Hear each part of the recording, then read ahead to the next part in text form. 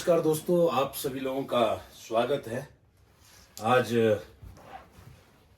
हम एक छोटा सा इंटरव्यू आपके बीच में लेकर आ रहे हैं, जो कि हमारे बीच राजकुमार रैना सराज शिलीबागी से संबंध रखते हैं। तो उनके साथ हमारे केर सिंह जी ये बागा चुनोगी से संबंध रखते हैं। और अभी जो हम बात करेंगे, जो सराज विकास के नाम से हमारा जो संगठन है, उनके ये सचिव हैं और मिस्टर केर सिंह जी उनके विकास मंडल के कोषाध्यक्ष हैं। तो सर, आपका स्वागत है। धन्यवाद सर। तो केर सिंह जी, आपका भी स्वागत है। बहुत बहुत धन्यवाद डोलेराम जी आपका। तो आज जो हमारा विषय है वो है बात सराज की। बात सराज की, जी जी, है ना। जो हमारा विषय है वो है बात सराज की। तो इसमें हम जो बात रखेंगे, जो आज से पीछे हमारे आपदा आई, हमारी कई समस्या इस बीच में हुई, और जो हमारा संगठन है विकास सराज के नाम से, युवा मंडल विकास, युवा मंडल विकास, उसके आप जिम्मेवार पर्सन हैं। तो हमने सुना है कि जो अभी आपदा आई उसमें काफ़ी आपने सहयोग किया, जो भी आपसे हुआ उसमें आप लोगों ने सहयोग किया। तो इस बीच कुछ बातें अब राजनीति की या राजनीति की करते हैं, क्योंकि ये दौर जो है ज़रूरी है अपने विचारों को लोगों तक पहुंचाने, और ज़रूरी है इस वक्त ये बातें करना कि लोगों को महसूस लगे कि हमारे जो हमारी बातें हैं, जो आदमी की आम, जो पब्लिक की आम समस्या है, उसको आगे तक पहुंचाए, प्रशासन तक पहुंचाए, अधिकारियों तक पहुंचाए। तो उसके लिए जो जरिया है वो आप जैसे सोशलिस्ट आदमियों का होना बड़ा ज़रूरी है। तो इसी कड़ी में हम आज जो है आपका थोड़ा सा इंटरव्यू लेना चाहेंगे, जो कि इसका विषय है बात सराज की। तो सबसे पहला है हमारा विषय कि जो हमारा बुनियादी ढांचा है सराज का, उसके बाद जो वहाँ की सार्वजनिक सेवाएं हैं, उसमें जैसे सड़क है ना, तो कनेक्टिविटी की समस्या है। जो हमारे क्षेत्र है उसमें क्या है, इस वक्त हमारी स्थिति क्या है, जो कनेक्टिविटी के हिसाब से देखा जाए, जो बुनियादी जो हमारी स्थिति है उसके बारे में थोड़ा सा विस्तार कर बताएं सर।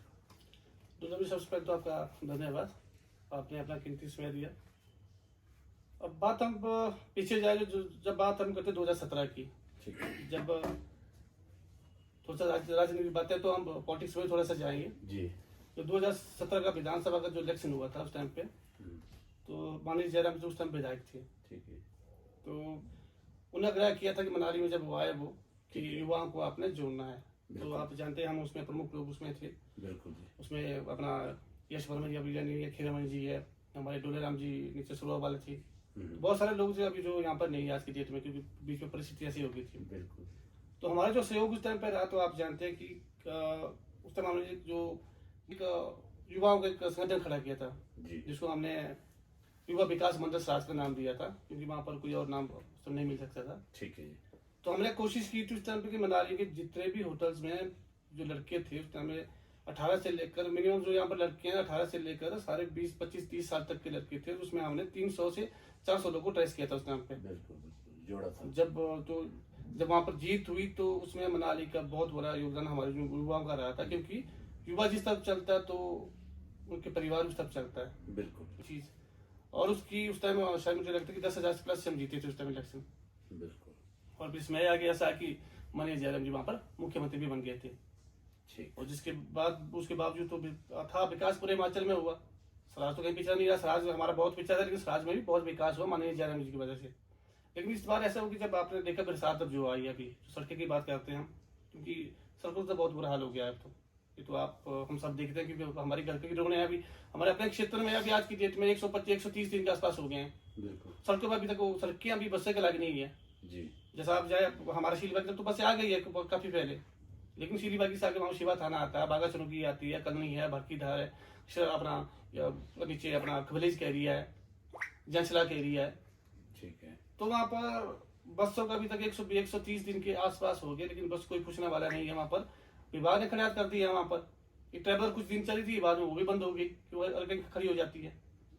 और सबसे बड़ी बात है कि वहाँ पर वो सुविधा ऐसी है कि सड़क के मांग के हमारे बहुत सारे बच्चे कॉलेज में पढ़ते लंबा ताज में। अब गांव का आदमी डेली अप डाउन नहीं कर सकता अपनी गाड़ियों में, क्योंकि गाड़ी में जाएंगे, जो बस में जाएंगे तो आपका आना जाना 100 रुपये में हो जाता है। किसी टैक्सी करेंगे पूरा दिन भर के लिए तो आपको 2000 रुपये मिनिमम, करने से जाएंगे तो 2-2,500 रुपये तो आपको गाड़ी का किराया देना पड़ेगा। बिल्कुल। क्योंकि एक आम आदमी के लिए आज की डेट में सबसे बड़ी मुश्किल ये होती है, सड़क सुविधा ना होना वो हमें मजबूर करती है कि हम उन सहारा ले जहाँ पर हमारा अपनी बजट खराब हो जाता है सालों के। इस बार तो फिर ऐसे भी डिजास्टर के बाद तो हमारी परिस्थिति वैसे भी खराब है, क्योंकि लोगों के पास जमीन जो फसल जो सारी जमीन में सड़ गई। तो इन मुद्दों में हमारा क्योंकि आने वाले समय में, अब तो पंचायती इलेक्शन भी नजदीक आने वाले समय में हर एक चीज भी, वैसे तो हमारे पास जब तक जयराम जी है तो हमें तो टेंशन लेने की जरूरत नहीं है। वैसे तो हमारे पास एक ऐसा नेतृत्व है जिसमें हम सब गर्व करते हैं। लेकिन विपक्ष में क्या होता है, पीडब्ल्यूडी विभाग, मैंने कल परसों में देख रहा था, वहां पर पीडब्ल्यू विभाग ने थोड़ी एक दिन मशीन लगाई उन्होंने, और इनके कि हमारा विभाग सुन नहीं रहा है। अच्छा। तो अगर वो विभाग उनकी नहीं सुनेगा तो, क्योंकि सत्ता उनकी है, लीडरशिप उनके पास है, उनकी नहीं सुन रहे तो हम लोगों को कौन सुनेगा, सपोज करिए। लेकिन हम आगे वाले समय में चाहिए कि हम आवाज बन के जाएंगे, हम सब लोग। विभाग ऐसा नहीं होगा हम सब लोग इकट्ठे जाएंगे, विभाग की इतनी औकात नहीं है कि वो सड़कें नहीं खोलेंगे, कि वहां पर वो बसें नहीं लगेगी, क्योंकि हमें अपने क्षेत्र की लड़ाई हमें खुद ही लड़नी पड़ेगी। जी, मेरा मानना तो ये है। बिल्कुल आपका प्रयास ये आगे तक बढ़े, हम यही उम्मीद करते हैं। इस बीच में बहुत सारी दिक्कतें हैं, हमारी कनेक्टिविटी नीचे कुला से नहीं है ठीक, हनोगी से वहाँ भी मतलब वो भी नहीं है ठीक। इधर आपके सराची में दिक्कत है, काफी टाइम से वहाँ पे फंसा हुआ है, वो नहीं, उसका सोल्यूशन नहीं हो रहा है, जिसकी वजह से आना जाना मुश्किल हो गया। पब्लिक ने वहां आपने देखा होगा कि मतलब सेब भी जो है इधर से उधर करके गाड़ी जो है मतलब ढोए। मटर का सीजन अभी आपको पता है, आलू और मटर के भी वहाँ सच्चे में जो पॉइंट है। हाँ। लेकिन वहाँ पर बात थोड़ी सी है, लेकिन अगर क्योंकि सबसे बड़ी बात है ना सर, वहाँ को पहल करने वाला आदमी नहीं है जी। अगर हम, क्योंकि समस्या किसी एक क्षेत्र की नहीं होती है, जब हम बात के आदमी आते हैं कोई बल्कि हमारी एक ही पड़ती है। लेकिन अब वहाँ पर जो एक क्षेत्र होता है जहाँ पर लोगों को दिक्कत होती है, वहाँ मुझे लगता है कि हम सब लोगों को वहाँ पर खड़े होना चाहिए। वो किसी एक पंचायत का मुद्दा नहीं रह जाता, कि वो मुद्दा हमारे लोगों के लिए भी वो रास्ता काफी शॉर्ट रहता है। लेकिन मैं खुद एक बार मैंने अभी कुछ दिनों पहले मैं ट्रैवल किया वहाँ से अपना होगी उस रास्ते में जो खुला नाला होकर जाता है, तो सड़क की कंडीशन बहुत खराब है। और मैं तो चाहती हूँ वहाँ से लोग सफर करें, लेकिन जो नए नए ड्राइवर गाड़ी चलाते हैं उस रोड में सफर नहीं करे, क्योंकि मैं तो उस रोड की जो परिस्थितियाँ हैं तो पीडब्ल्यूडी पे की है, लेकिन टेम्परेरी की है, लेकिन उस रोड में बहुत रिस्की है जाना नए नए बंदों के लिए। और जो शाची वाला पॉइंट वो तो बहुत डेंजर पॉइंट है, लेकिन जब तक वो पॉइंट नहीं बनेगा ना वहाँ पर गाड़ी क्रॉसिंग करना भी मुश्किल है। तो ऐसे मुद्दे में मुझे लगता है हम सब लोगों को आगे आना चाहिए, जिनकी वो जमीन है वहाँ पर जो क्या कंडीशन की, विभाग तो खड़ियात कर विभाग ने तो छोड़ दिया है, और विभाग तो कहीं नहीं, लेकिन जो जब आज आपदा के आज 130 दिन के आसपास भी हो गए लगभग, तो विभाग अभी तक अब मशीनें नहीं लगी है। अभी तो जब अब तक 130 दिनों में हमारी सूद नहीं ले रहा, तो आगे वाला समय कैसे सूद लेंगे वो, अब तो सर्दी का समय भी है। बिल्कुल बिल्कुल। तो आपका कहने का मतलब है कुल मिलाकर के आपका इसका कंक्लूजन ये निकलता है कि इस राज्य की कनेक्टिविटी में भारी अभी दिक्कत है, कमी है, तो बहुत कमी है। चाहे वो कईयों की लिंकों में कमी है, लिंकों की तो बात दूर की है, पहले जो मेन हमारी जो एमडीआर रोड है वो ही नहीं है क्लियर। देखो हमारे जो ये अपना ये शीली कल नहीं सड़क है ना, बागा चौक कल नहीं तक बस से जा सकती है। इसमें 2 पॉइंट, एक है हमारे वहाँ शीली छिनारे पॉइंट है, उसमें ज्यादा नहीं है, उसमें अगर पीडब्ल्यू जो इसका एस्टिमेट बनता है डंगे, मुझे लगता नहीं 1 लाख से 1.5 लाख से ऊपर मांगे, तो थोड़ा सा डंगा वहाँ पर देंगे उसको। इनके पास आज तो जो अपना प्राइवेट गाड़ियों में वो देते हैं। अब आप खुद सोचिए, कल नहीं से आपको काम पड़ेगा थुनाग में, कल नहीं से थुनाग जाते हैं आप पूरे दिन भर की गाड़ी के, तो मिनिमम मुझे तो कम से कम आज की परिस्थिति में 2 से 2.5 हजार गाड़ी वाला लेगा, फुल डे का। तो ग्रामीण क्षेत्र में 2.5 हजार बहुत माने रखता है, लोगों की मजदूरी उनको जाना पड़ेगा। अब कॉलेज में बच्चे हमारे बहुत सारे लोग बच्चे पढ़ रहे हैं, वो कॉलेज में लंबा था कॉलेज जाते हैं, तो टैक्सी में शेयरिंग में भी जाते हैं, वहां पर भी उनको लगता है कम से कम एक साथ जाने का 150 रुपये, आने का तो 300 रुपये, तो डेली का खर्चा को महीने का तो 9,000 रुपये हो गया। तो कैसे लोग सर्वाइव करेंगे इस चीज से। अच्छा, उसके बाद ये तो आपने हमारे जो बागा चुनगी इस कॉलोनी तक की समस्या बताई, इससे आगे आपका तो आप जो चिड़िया जो एरिया ना शटरदार आज की डेट में मुझे लगता है हमारे डिस्ट्रिक्ट मंडी में नहीं, हिमाचल में बहुत प्रसिद्ध जगह शटरदार, अच्छा जी, जो कि आने वाले समय का पर्यटन का उभरता हुआ पर्यटन स्थल शटरदार है। बिल्कुल। आप आज की देखो, आज भी आप पता है कि 130 दिन बाद उस सड़क कैसे हालात है वहाँ। चलो HRTC वहाँ ट्रेवलर चलती है छोटी, लेकिन वहाँ पर किसी ने घर बनाना हो, किसी अगर वहाँ पर बड़ी गाड़ी नहीं जा सकती है, बड़े माजदा ट्रक नहीं जा सकते, वो जाते हैं लेकिन बड़ी मुश्किल से ले जाना पड़ते हैं। क्योंकि इस बार जब ये वाला रास्ता बंद हुआ था ना, ये आउट वाला, तो वहाँ से सेब की जो गाड़ियाँ तो वहीं से गई थी, लेकिन बस की हो गया वो रोड अभी भी नहीं है, उस रोड का बहुत बुरा हाल हो गया, जगह जगह टूटे, लेकिन तो उसकी सूद लेने वाला ही कोई नहीं है। वहाँ भी बहुत सारे लोग हैं उस एरिया में।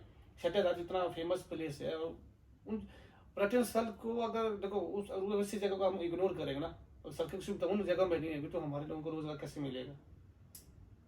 एक सबसे बड़ी समस्या ये भी है। हाँ, लेकिन एक चीज की हमें आने वाले समय अवेयरनेस करनी, जो हमारे जो धार्मिक स्थल है जितना कम हो सके उनको पर्यटन में हमें कन्वर्ट नहीं करना। देखो जो जिस तरह आपदें आ रही है, तो माता हिडिंबा का भी कल परसों हमने देखा होगा, माता हिडिंबा ने वही बोला कि जो पर्यटन स्थल है शक्तिनाग का भी, शक्तिनाग जी को वही है कि जो पर्यटन स्थल है, जो हमारा देव स्थल है, उनको पर्यटन में कन्वर्ट ना किया जाए। डेवलप कर उन स्थलों को हमें ज्यादा डेवलप करना होगा हमें। बिल्कुल, देखो जहाँ तक पर्यटन स्थलों की बात है, ये बड़ा एक और हमारा चित्र मेन फोकस हमारा, चलो हम तो इस लाइन से पिछले 18-20 सालों से जुड़े हुए हैं। जब तक हम अपने क्षेत्र में पर्यटन को डेवलप नहीं करेंगे ना, हमें रोजगार की, हमारे पास रोजगार की जो सुविधा वो बहुत कम है। नहीं, आपका कहना भी ठीक है, लेकिन देखो एक बात मैं जरूर कहना चाहूंगा रैना साहब जी, कि जब तक धार्मिक पर्यटन, क्योंकि हमारी जो अर्थव्यवस्था है धार्मिक पर्यटनों पे खड़ी है, ठीक है नहीं, अगर धार्मिक पर्यटन नहीं होगा तो हमारे पास दूसरा कोई ऐसा इंफ्रास्ट्रक्चर नहीं है कि हम लोगों को आकर्षित या टूरिस्टों को आकर्षित कर सके, ठीक है ना। आप बोल रहे हैं कि हमने टूरिस्ट बंद कर देने, एक नाम पर्यटन धार्मिक जगह बंद कर देनी, बंद नहीं है करते, ना? लेकिन जो हमारा जो धार्मिक स्थल है, जैसे हमारा जो देव स्थल है, उसकी सुरक्षा हमें करनी होगी। जो देव स्थल जहाँ पर हम मूल स्थान हमारे देवी देवताओं का होता है, क्योंकि टूरिस्ट ना वहाँ पर वहाँ पर आपको तो वहाँ पर बहुत सारी लिमिट होती है। जो हमारे जो जहाँ पर देव का जो स्थल, देव स्थल जो मेन स्थान होता है ना, वहाँ पर हम खुद भी नहीं जाते। आपको पता है कि वहाँ पर हमारे जो पुजारी है, ये गुरु है, वही जाते हैं जहाँ मंदिर के अंदर जो मेन चीज होती है। वो तो है जो अब जैसे देव में तोड़ेगा देवकांडा में, शक्तिनाग का आपका शटरदार में, गर्ल में जाओ, देव गर्ल का वहाँ तुंगासी जाओ, तुंगासी ऋषि का वहाँ पर है, तो लोग वहाँ पर जाते हैं। ऐसा नहीं कि वो चीजें बंद होगी तो फिर हमारा पर्यटन खत्म है। हाँ, लेकिन ये कि जो जहाँ पर हमारा जो देव का जो स्थान है, मेन स्थान जहाँ पर जिसे हम मूल स्थान कहते हैं, वहाँ पर वो कुछ एक गलत चीज ना हो, लोग वहाँ जाते हैं, सबसे बड़े ना पिए उस स्थानों में। हाँ बिल्कुल, वो हो सकता है, उसका एक उसके लिए चलो जो कमेटियां हैं बिल्कुल वो उनकी जिम्मेदारी बनती है, वो तो थोड़ा सा ध्यान देना चाहिए हाँ, क्योंकि आने वाले जो आपदा से हम लोगों के बचने, हमारा आने वाले जो मैं तो देख रहा हूँ कि आने वाले समय पे बोलते कि बरसात से ज्यादा आएगी। हमारी जो रक्षा सुरक्षा देवी देवताओं ही कर सकते हैं, कि हम देश समाज के आदमी की, बाकी तो हम किसी के भरोसे नहीं रह सकते हैं। चलो जी, कंक्लूजन निकलता है कि हमारे को जो है धार्मिक पर्यटक जो है, पर्यटन स्थल जो है उसको साथ लेना है, लेकिन उसमें जो सुरक्षा, हाँ वो हमारी जिम्मेदारी बनती है। हाँ, उसको भी बचाए रखना है। वहाँ पे कहाँ तक जाना है, कहाँ तक क्या करना है, वो पूरी जिम्मेदारी जहाँ भी जो धार्मिक स्थान है वहाँ की जो कमेटी है, उस मैनेजमेंट कमेटी की बनती है। तो बिल्कुल ये कहना है राजकुमार रैना का जी, लंबा थाच है, थुनाग है आपका, उधर कंडा, इधर बक्सैड है, इन एरिया में क्या स्थिति है कनेक्टिविटी की? देखो बक्साल वाले एरिया में तो कनेक्टिविटी सबसे पहले थ्रू होगी, क्योंकि जब डिजास्टर आया था तो सबसे पहले रोड वहीं से थ्रू हुआ था, लेकिन वो मेन रोड हुआ था। मैं खुद भी घर आया था, क्योंकि मेरे तो खुद का भी परिवार थुनाग में फंसा हुआ था उस टाइम पे। वो जब फ्लड आया तो मेरा परिवार ही वहीं पर था, तो मैं उस वाले एरिया से हम रैनगुल रोड के पैदल आए थे, लेकिन उस एरिया में परिस्थिति काफी खराब थी। वहाँ के लोगों के मतलब अच्छे लोग, कई घर लोगों के गए, तो छोटे छोटे नाले, तो नाले वो दरिया में कन्वर्ट हो गए, नदियों में कन्वर्ट हो गए थे। वहाँ पर लोगों के वहाँ भी परिस्थिति वैसी हुई है, सड़कें वहाँ पर भी खत्म थी, वहाँ पर लोगों के बगीचे खत्म है, लोगों का घर बार खत्म, वहाँ तो लोग काफी दिनों में तो लोग वहाँ पर रैनगुल रेस्टोरेंट में काफी लोग रहे वहाँ पर, जो बेचारे बेघर हुए थे। अच्छा, और सबसे ज्यादा नुकसान उसके बाद नुकसान हमारा सुराखंड में, वहाँ पर थोड़ा खत्म है, तब जाकर कनेक्टिविटी वहाँ पर बहाल हुई है। हमारे वहाँ तो बिजली आ गई, लेकिन उन एरिया में बिजली 3 लगभग 100 दिन तक वहाँ पर बिजली नहीं पहुंची थी। वहाँ पर सुराह वाली एरिया, वहाँ पर बहुत ज़्यादा वहाँ पर बहुत ज़्यादा नुकसान हुआ था उत्तराखंड में। लोगों के ग्रीन हाउस थे, घर चले गए, जमीनें चले गई, पशुशालाएँ चले गई। तो क्योंकि नुकसान जो हुआ वो कांडा तक नुकसान ही है। नुकसान जो हुआ वो जैसे आप कांडे से जाते हैं ना, पहले अपने उत्तर पे आते हैं लमथा स्वामी, तो पहला जो वहाँ पर शिव जी का भगवान जी का वो बाटिका बनी थी, तो वहाँ से नुकसान हुआ, वो नुकसान फिर गया जिंजारी तक। और हमारी जो साइड में जो हुआ वो ज़्यादातर नुकसान वो शीलीबाग के आसपास तक हुआ ज़्यादा नुकसान। फिर वहाँ से आगे बागा चौकीस में नुकसान हुआ, लेकिन नुकसान वहाँ पर कम हुआ वहाँ पर। अच्छा, ये तो आप बताइए आपने समस्या, लेकिन अगर आपको अगर राजनीति के हिसाब से देखा जाए, अगर आपको संगठन के माध्यम से या किसी भी माध्यम से अगर आपको एक सेवा करने का मौका मिले, तो आपका क्या कहना है, क्या इसके प्रति क्या विचार है आपके? तो सर सबसे पहला अगर तो चलो पॉलिटिक्स से हम आए ना आए तो एक बात की बात है, लेकिन आगे की सोच होती है जो हम सार्वजनिक तरीके से कर सकते हैं। जितने मैं अपनी बात करूँ, जितने हमारे से हो सकता था हम तो हमने उतना किया। उनके कहने की बातें नहीं, हम किसी को ये नहीं कहेंगे हमने इतना किया। हाँ, लेकिन जितने हमारे से हो सकता था, हम खुद भी आपदा में ग्रसित थे, लेकिन फिर भी हमसे जो हो पाया वो हमने किया, चाहे वो किसी भी क्षेत्र में हो, किसी भी तरीके से किया। तो हम तो ऐसा नहीं है कि हम कहीं गए हमने कोई वीडियो बनाई, कुछ ऐसा नहीं है। हाँ, लेकिन आएंगे आज में समय में, क्योंकि हमारे क्षेत्र में समस्या तो बहुत है, लेकिन सबसे बड़ी बात है कि हम थोड़ा सा टेंशन फ्री होते हैं, क्योंकि हमारे पास जयराम जी है। ये तो हम सब मानते हैं कि हमारे पास लीडरशिप ऐसी है जो कि हमारे ताज है सर आज का। लेकिन देखो ठाकुर जयराम जी तो उनको तो पूरा हिमाचल देखना है, लेकिन एक जिम्मेवारी यहाँ पे जो है कार्यकर्ताओं की बनती है। तो वो उस जिम्मेवारी को निभाने के लिए हमारे जितने भी स्वराज के कार्यकर्ता है उनको किसी न किसी को आगे आना पड़ेगा, है ना। तो मुझे लग रहा है कि अगर मौका मिले, बिल्कुल राइट, एक मौका मिले, तो क्या आप इसके लिए तत्पर है? हम तो इसके लिए रेडी है। देखो मौका मिलता है, क्योंकि जो हमारा इस टाइम जो देखो शौक है, आदमी का एक शौक होता है, सोच हमने रखी है। लेकिन ये कि हम प्रभु ने चाहे मौका मिला जितना का हमारे से हो सकेगा ग्रामीण क्षेत्रों में आम आदमी के लिए, कि हमारे में ये नहीं कि हम भी छोटे आदमी है, हम भी घर से बाहर रोजगार के लिए आए तो घर से बाहर आए, थोड़ा सा क्योंकि बिजनेस है इसके लिए आना पड़ता है। लेकिन आम आदमी समस्या के लिए हम कहीं खड़े रहते हैं हमेशा। ये तो ऐसा नहीं कि हमने कोई इलेक्शन लाना है इसके लिए, हम तो जब भी किसी की समस्या है वो समस्या हमारी अपनी होती है। अब आज की डेट में जाएंगे बहुत सारे, चलो हम भी मानते कि आपदा के समय एक तो मैं खुद इस तरह से कंफ्यूज था कि मेरा खुद की फैमिली दौर से गुजर रही थी उस टाइम पे। मेरे मेरे बच्चे थोड़ा मैं स्कूल में पढ़ा, आपको पता ही है, तो वहाँ पर वो कुछ 1-2 दिन उससे कॉन्टेक्ट नहीं हो पाया था। तो उस वजह से थोड़ा सा हमारा ज़्यादा दिक्कत हमें भी रही थी। लेकिन आज में समय मिलता, मौका मिलता है किसी भी चीज़ में आने में, हम समाज सेवा हमेशा करते रहे। लोगों की समस्या ऐसा कि हमारा मेन फोकस मुझे लगता है कि आने वाले समय में टूरिज्म होगा, क्योंकि जितना हम पर्यटन को अपने क्षेत्रों में डेवलप करेंगे, टूरिज्म एक ऐसी चीज़ ना, वहाँ पर आपको रोजगार सबके लिए मिलेगा। क्योंकि आज की जब ये तो हम कैसे हम घर में रोजगार होते हैं, तो हम नहीं दे सकते हैं, वो तो सरकार या गवर्नमेंट जाने रोजगार दे सकती है। युवाओं को आशाएं युवाओं की पूरी करने वो तो गवर्नमेंट कर सकती है। हाँ, लेकिन ये कि पर्यटन के क्षेत्र में हमारे उपलब्धि हासिल करनी होगी, क्योंकि पर्यटन एक ऐसी चीज है जहाँ पर छोटे से छोटे और बड़े से बड़े आदमी सबको रोजगार मिलता है वहाँ पर। क्योंकि आप जो हम मनाली में रहते हैं तो यहाँ पर आप मानते ना हर एक परिवार को रोजगार मिलता है पर्यटन से, क्योंकि हमारे एरिया वहाँ पर ऐसा तो नहीं कि वहाँ पर कारखाने नहीं लग सकते हैं। खेती बाड़ी की जमीनें थी, लेकिन आपने देखी ऐसा को मुझे लगता है स्वराज की हमारे कम से कम 20 से 30% लैंड खत्म हो गई। हमारी अपनी जमीन हो गई, पूरी जमीन धस गई, हमारे पास कुछ नहीं बचा, पूरी जमीनें ही चले गई। हम बना भी नहीं सकते, हमारे बुजुर्ग ने वो जमीनें बनाई थी, लेकिन हमारे पास वो जमीनें बनाना बाहर है। या किसी भी कोई भी इतना लोगों की 20-30 बीघे जमीन गई, 500 पेड़ सेब गए, तो वो सर्वाइव नहीं हो पाएगी वो जमीनें। आप हमने हिसाब से ये भी देखा कि बहुत सारे लोगों के पास रहने के घर भी नहीं रहे हैं। समस्या चलो गवर्नमेंट पैसा देगी घर बनाने को, लेकिन जमीन वो बनाएगा, घर कहाँ पर बनाएंगे? सबसे बड़ा मुद्दा हमारे सामने ये भी है। लेकिन ये चीज़ अगर हम किसी क्षेत्र में आगे बढ़ेंगे तो लोगों के लिए जो हमारे से हो सकता है वो करेंगे, चाहे वो सुख में हो चाहे दुख में हो, उनके साथ कंधे से कंधा मिला के चलेंगे, लोगों की समस्या को निवारण करें, क्योंकि वो हम करेंगे।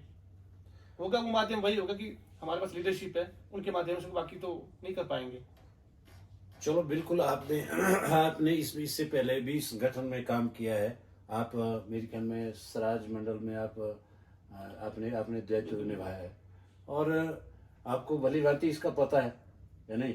आप भारतीय जनता पार्टी में क्या रहे आप उस राज्य में? मैं आईटी का इंचार्ज भी रहा, अभी संयोजक भी पहले रहा, और ग्राम केंद्र का बूथ का पालिक भी, बूथ का अध्यक्ष भी रहे हैं। अपने ग्राम केंद्र का युवाओं का भी अध्यक्ष रहा हूं पहले। तो बिल्कुल आपने जो संगठन में भी आपका बिल्कुल अच्छी पकड़ है। तो राजकुमार रैना जी का कहना है कि अगर कुल मिला के अगर समाज की दशा पे देखा जाए बहुत बुरे हाल है, चाहे कनेक्टिविटी हो वो बहुत बुरे हैं। कईयों के घर चले गए, जमीन चले गई, तो वहाँ जो बनाने के लिए घर बनाने के लिए लोगों के पास जगह भी नहीं है। तो ये वाकई बड़ी चुनौती है और इन्होंने ये इच्छा जाहिर की है कि अगर संगठन या इसी के माध्यम से अगर इनको मौका मिले सेवा करने का तो ये जरूर इसमें अपना भाग लेना चाहेंगे। तो ये इच्छा इन्होंने की है और हमारी ओर से भी इनके इस इच्छा के लिए हमारी ओर से बहुत बहुत धन्यवाद, मुबारकबाद हो। और थैंक यू। आशा करते हैं कि आप लोगों की समस्या को जो भी आज की डेट में अगर लोगों की बहुत समस्या है। देखो मुझे लगता है ना, सबसे बड़ी लोगों की समस्या जो हमारे नेतृत्व है ना, लोगों की समस्या को हमें सबसे पहले उनके सामने ले जाने में हम असमर्थ रहते कहीं ना कहीं, क्योंकि आम जानते भी ना वो नहीं जा पाता। मैंने ये भी देखा है जी, क्योंकि एक आदमी कुछ भी नहीं कर सकता है, एक के पीछे 100 आदमी होना बहुत जरूरी होता है। जब 100 आदमी जाते हैं तो आज की परिस्थिति देखो ना आप। विभाग का काम हमें तो हमारे क्षेत्र में कोई भी कार्य नहीं है, सड़कों के बहुत बुरा हालात है। सड़कें आप छोटी गाड़ी में जा सकते हैं, लेकिन इतना बुरा हाल सड़कों का है, बहुत बुरा हाल सड़कों का है। काम किसी के नहीं हो रहे हैं, काम चलो जिसके हो रहे हैं, काम कहाँ पर हो रहे कोई भी। आज ये तो सबसे बड़ी बात, ये तो सबसे बड़े मैं बताऊँ हम समाज के लोग सौभाग्यशाली एक चीज में है, ये डिजास्टर जो हमारे जो आपदा जो आई थी जून में, 30 जून को जो आपदा आई थी, अगर हमारे पास एक वो लीडरशिप नहीं होती ना जयराम जी की, तो सर मैं आपको गारंटी के साथ लिख के देता हूँ हमारे समाज में कई परिवार भूखे मर जाते हैं। हमारे माननीय पूर्व मुख्यमंत्री जी ने आज नेता प्रतिपक्ष हमारे बताई क्या आज के क्षेत्र में उन्होंने पूरे समाज में, लेकिन लोगों ने हेल्प की उनके माध्यम से। कोई किसी भी जहाँ तक दूर से दूर तक पैदल गया, आपको जब डिजास्टर आए तो पूरे समाज उन्होंने उस टाइम पे पैदल भी घुमा। उन्होंने हर परिवार की उन्होंने सहायता की, चाहे वहाँ पर तिरपाल देने का हो, कंबल हो, राशन हो, बर्तन हो। जिन लोगों के घर कई लोग, बहुत सारे लोगों के घर चले गए, अभी भी लोग बेघर हैं, और उन्होंने हर फाइनेंशियली भी लोगों को हेल्प की है। हमारे गांव मेरे अपने शिवलिया की पंचायत में वहाँ बहुत सारे लोग घर चले गए थे। आप शिवा थाना पंचायत में जाओ, वहाँ पर लोग घर चले गए, उनको उन्होंने नकदी राशि भी दी है, लेकिन राशन भी दिया, सब कुछ उन्होंने उनके माध्यम से ही किया। देखो जो स्वराज, मुझे लगता है कि स्वराज शायद उनका कर्ज कभी भूल भी नहीं पाए ना उतार पाएगा, क्योंकि हमारे पास वो लीडरशिप थी। और वो नहीं होते तो सर स्वराज आज की डेट मुझे लगता नहीं स्वराज की सड़कें खुल पाती आज की डेट में। उनके एक आग्रह ऐसे पूरे हिमाचल के लोगों ने, हमारे हिमाचल से बाहर के भी लोगों ने इतनी हमारे लोगों की सहायता की कि हम शायद उन लोगों का कभी आसानी भूल पाएंगे जिन लोगों ने हमारी सहायता किया। लेकिन उसका श्रेय हम जयराम जी को देते हैं, क्यों हमारे पास वो नेतृत्व था। उनके एक कहने पर लोगों ने इतनी हेल्प की, वहाँ पर लोगों को राशन की कमी नहीं रही, जिन लोगों को राशन की कमी थी। अब वो नहीं होते तो शायद बहुत परिवार, सर कई गाँव में सड़कें, कई कनेक्टिविटी जो पहुंची वो तो अभी कई गाँव तो अभी भी नहीं पहुंची है। तो 100 दिन का 120 दिन का राशन तो किसी परिवार के पास नहीं होता है। कुछ क्षेत्र ऐसे आपको 3-3 घंटा पैदल भी जाना पड़ेगा, 3-4 घंटा। आप आज की डेट में मुझे लगता है कि कोई आदमी सक्षम नहीं है कि 3 घंटे वो राशन पीठ में उठा के ले जाए। अब एक चीज जो 5-10 किलो राशन उठा, 1 कुंटल राशन आप पीठ में नहीं उठा सकते इतने दूर से। लेकिन उसमें वो जो सहायता लोगों की साहब ने की, जयराम जी ने की, वो मतलब हम कभी आसान भूल नहीं सकते इस चीज का। तो बिल्कुल इनका कहना है कि ठाकुर जयराम जी ने जो समाज के लिए आपदा में जो प्रयास किए वो बहुत ही सराहनीय है, और उन्होंने हर एक घर और हर एक गांव को छुआ है और लोगों की समस्या को जाना है। तो ये कहना है राजकुमार रैना जी का। बिल्कुल ऐसा ही ऐसी ही शख्सियत हमारे ठाकुर जयराम जी है। उन्होंने हर आदमी की समस्या को जाना और समझा। इस वक्त जो हमारी शिक्षा से लेकर है, शिक्षा भी एक बहुत बड़ा मुद्दा है, क्योंकि शिक्षा जो अब आने वाले वक्त में जो शिक्षा पद्धति है चेंज होने वाली। अब एआई का जमाना आ गया है ना। तो आज की डेट में अब बच्चों का जो हालात है हमारे, खासकर शिक्षा के हालात, तो उसमें क्या आने वाले वक्त में आपके क्या है विचारधारा की कैसी शिक्षा होनी चाहिए? तो सर जब तक समाज शिक्षित नहीं होगा ना तब तक देश डेवलप नहीं कर सकता है। बिल्कुल। हमारा जो नई पीढ़ी है वो उसका शिक्षित होना बहुत जरूरी है। शिक्षक मैं बात करूँ आज की डेट में हमारे समाज में बहुत बुरा हाल है। शायद कुछ स्कूलों में छोड़ के, जिसमें थुनाग बक्सियार जिस स्कूलों में शायद स्टाफ लगभग पूरा है। अच्छा। बाकी आप हमारे क्षेत्र में आइए, दरबार साहब स्कूल में आइए, वहाँ पर कॉमर्स की क्लासेस थी, वहाँ पर स्टाफ पूरा नहीं है। बाकी सुनिए ITI में आज की डेट में शायद इलेक्ट्रिक, वहाँ पर ITI में एक मैडम, वहाँ पर एक मैडम के सहारे वहाँ पर पूरी ITI। हमारे बागाचनोगी में तो जो स्कूल आप करनी में जाए, करनी में भी भैया रहते हैं, आप जैसना में जाए, जैसना में भैया रहते हैं। शिक्षा का तो बहुत बुरा हाल है हमारे क्षेत्र में, क्योंकि वहाँ पर शिक्षकों की कमी बहुत है।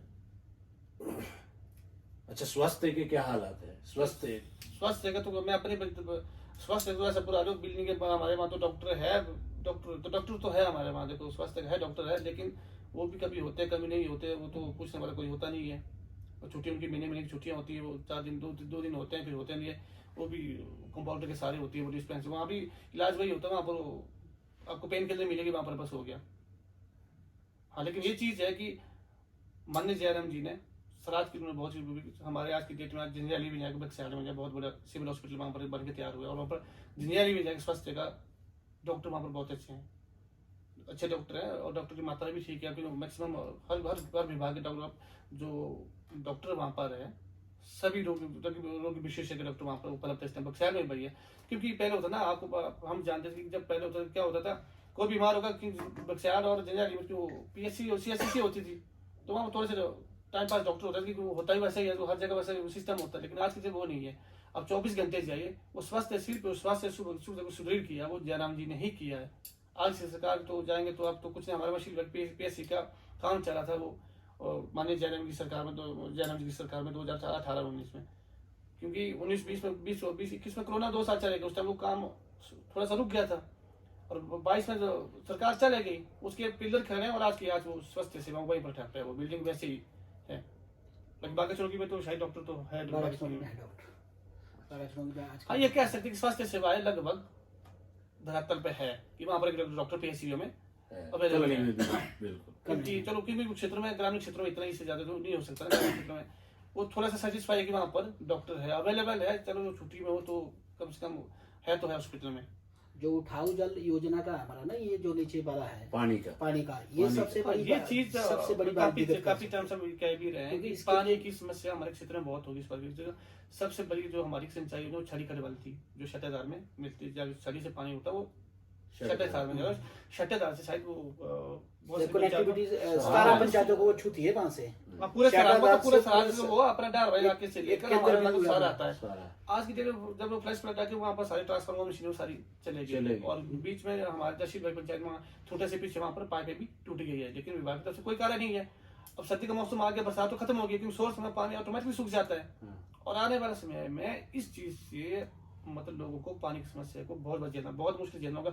और देव बागाचनोगी की स्कीम जाती थी अपना शिवा घर से, शायद उसकी भी पाइपें खत्म है, वो भी बिल्कुल खत्म है। अच्छा, तो विभाग तो उनके पास पैसा नहीं है, विभाग को तो हमारे पास पैसा नहीं है। अब उन सोर्स को कैसे तैयार करना, सबसे बड़ी समस्या तो ये है।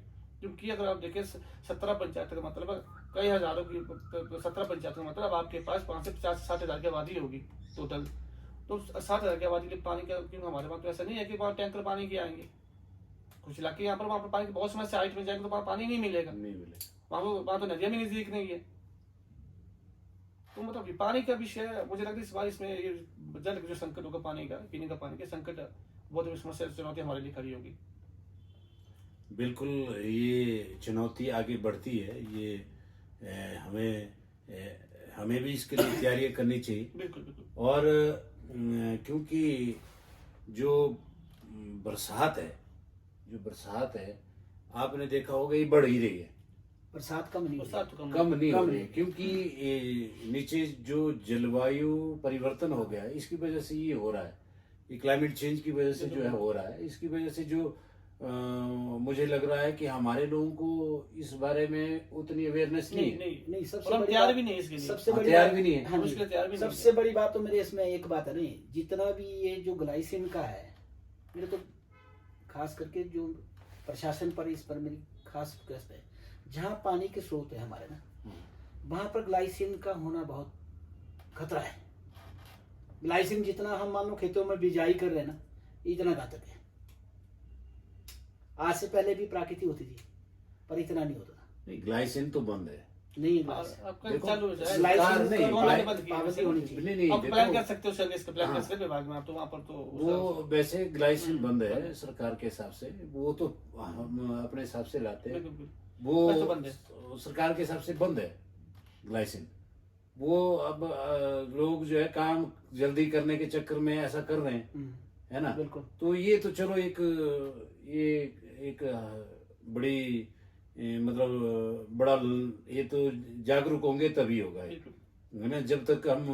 जब हम बोलते हैं इस दूसरी खेती ऑर्गेनिक खेती की ओर नहीं बढ़ेंगे तब तक ये कुछ नहीं होगा, ये हमारा नुकसान होता ही रहेगा। जब तक हम ऑर्गेनिक चीज या जैसे गौमूत्र वगैरह जो डालते हैं इसके लिए ना, खेत के लिए घास को जब भी जो खेती होती है ना, हाँ, इसमें हमें जो ऑर्गेनिक खेती है जब तक इसको नहीं अपनाएंगे तब तक हमें नुकसान झेलना पड़ेगा। हाँ, कीटनाशक को नुकसान करती है ये तो, जैविक जो कीटनाशक बहुत नुकसान करती है। बहुत सारे लोग ऐसे जिनके पास जमीन ही नहीं बची है। एक जागरूकता का होना भी जरूरी है। समस्या को तो बिल्कुल दिख रही है। मैंने बताया कि भी अगर संगठन के माध्यम से या हमें ऐसा मौका मिलता है पब्लिक की ओर से तो हम लोगों की सेवा जरूर और सर करेंगे। एक बात मैं कहना चाहूंगा, नई पीढ़ी के लिए सबसे बड़ी बात आज की जो ना नशे, जो आज की जब देखो हमारे आने वाली पीढ़ी को हमें जो नशा आज की चिट्टा सबसे इतना भयंकर रूप से फैल गया है। हम डेली देख रहे हैं, आप डेली देखो बहुत सारे लड़के, बहुत सारे बच्चों ने जान गंवा दी अपनी। जी, अपने बच्चों को, अपने समाज के बच्चों को, जो नई जनरेशन है, इसको नशे से बचाना, इसके लिए तो देखो मैं तो नहीं बोलता कि हम आएंगे तो मैं करूंगा जी, हम सबको इसके लिए अवेयर होना पड़ेगा, क्योंकि नशे के खिलाफ हम सब लोगों को जंग लड़नी पड़ेगी। जो नहीं तो आने वाला समय हमारी पीढ़ियां का ना बहुत बुरा हाल हो जाएगा। तो बिल्कुल ये राजकुमार रैना जी का कहना है कि जो नशा है, चिट्टा है, किसी भी प्रकार का नशा है, तो ये हमारी पीढ़ी के लिए घातक है। और वाकई ये बहुत बड़ी समस्या है और बड़ी चुनौती है। आपका बहुत बहुत धन्यवाद रैना साहब, आपने कीमती समय दिया अपना और अपने विचार रखे। आपका बहुत बहुत धन्यवाद। और साथ में हमारे कीर्ति सिंह जी, आपका भी बहुत बहुत धन्यवाद जी, आपको बलराम जी इस चैनल के माध्यम से। हाँ, तो आप सभी का कीमती समय देने के लिए बहुत बहुत धन्यवाद। Thank you sir.